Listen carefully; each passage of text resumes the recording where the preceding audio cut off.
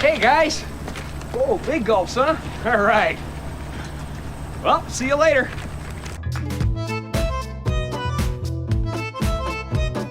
In The Wrestler, the first scene of Randy working the deli counter was improvised. When real customers kept walking up to the counter during filming, director Darren Aronofsky told Mickey Rourke to take their orders while the camera would continue rolling. Give me 2 big breasts. 2 big breasts coming up. That's what I want, 2 big breasts. In Titanic, there's a man in the background named Edward Kamuda, an American historian who specialized in studying the RMS Titanic. He worked with director James Cameron on the movie, and as a gesture of gratitude, Cameron gave him a small role and hopefully also money. In Captain Phillips, the medic in the infirmary scene was a real Navy corpsman, Danielle Albert. The director asked her to step in on this scene at the last minute and just do what she was trained to do. The whole sequence was unscripted and improvised. Okay, we're gonna put this little thing on your finger and we're gonna get your heart rate and your oxygen level, make sure you're breathing okay. Okay.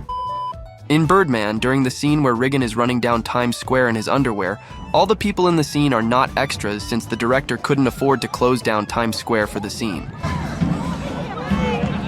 So everyone from the shot consists of fans and real onlookers. In the movie Twister, during a chase scene, there's a random naked man in a cornfield in the background. This is why Christopher Nolan planted his own corn for Interstellar. At the end of The Wolf of Wall Street, during the motivational seminar scene, the man who introduces Jordan Belfort, played by Leonardo DiCaprio, is the real Jordan Belfort. In The Truman Show, the identical twins are played by Ron and Don Taylor, 2 police officers working as security guards on the set. Director Peter Weir noticed how friendly they were with the cast and crew, so he hired them as actors. Hey, think about that policy, Yes, sir. huh? Thank you. Okay, that's 2 for 1. That's a good deal. Doppelganger special. Lenny Montana, who played Luca Brasi in The Godfather, was a real Mafia enforcer sent by the Colombo family to watch over the filming. Director Coppola cast him, but Montana was so nervous about acting with Brando that he kept forgetting his lines. This nervousness was later made into a character trait. Don Corleone, I am honored and grateful that you have invited me to your daughter's wedding. This will be your last week of employment at this company. In Up in the Air, a large number of the people we see fired in the film are not actors, but people who were recently laid off.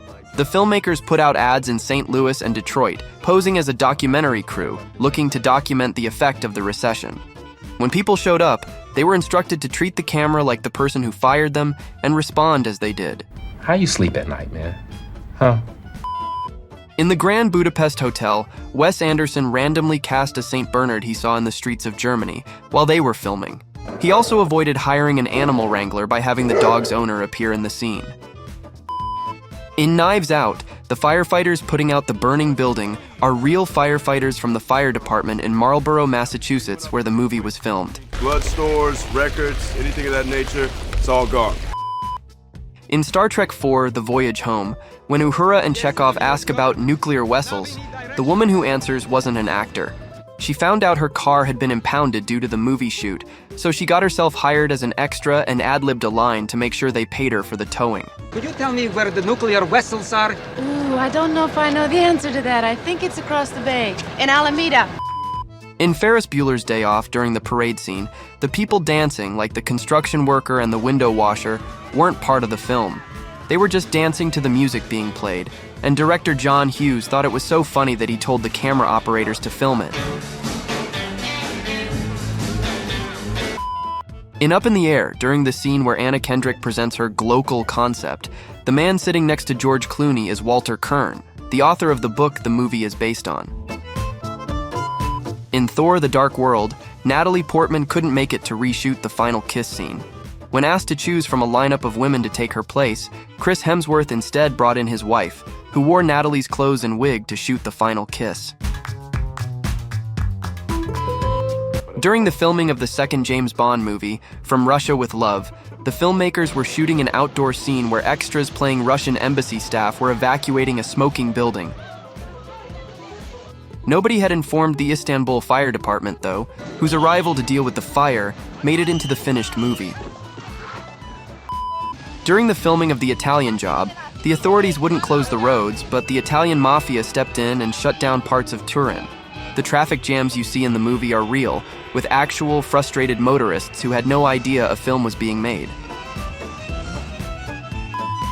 In Dumb and Dumber, Jim Carrey's line, "big gulps," was improvised.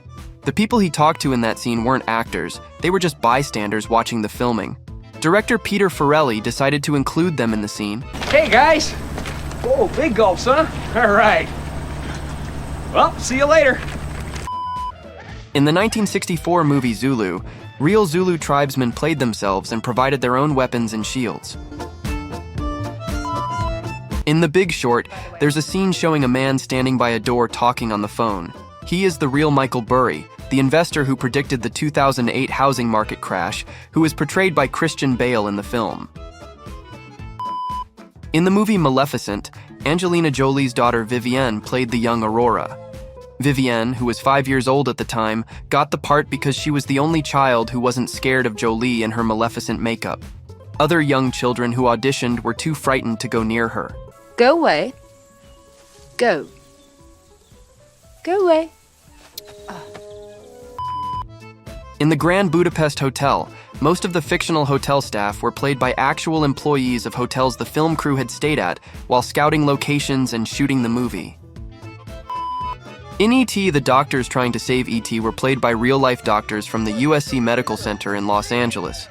Director Steven Spielberg felt that actors wouldn't be able to make the medical dialogue sound natural, so he recruited real doctors to deliver the dialogue. Stop dilating! His pupils are fixed and dilated! In the movie Elf, Will Ferrell, director Jon Favreau and a single cameraman filmed the Buddy Discovers New York scenes by running through the streets of New York on the last day of shooting. They interacted with random people to get the shots. Considering the New York stereotype, no one probably even questioned it.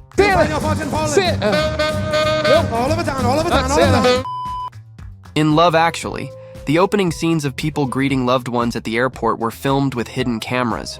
Director Richard Curtis mentioned that when they captured a special moment, they would quickly approach the people involved and ask for their permission to include it in the movie.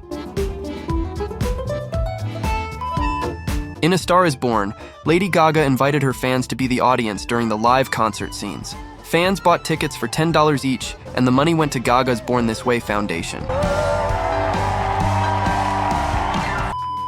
In What We Do in the Shadows, the man who plays Stu isn't an actor but a part-time business analyst. He was hired thinking he'd work on computers and play a small part in the film. We can look at her photos. Oh, yes. Or we could poke her. Yes. In Palm Springs, Sarah contacts a physicist named Clifford Johnson.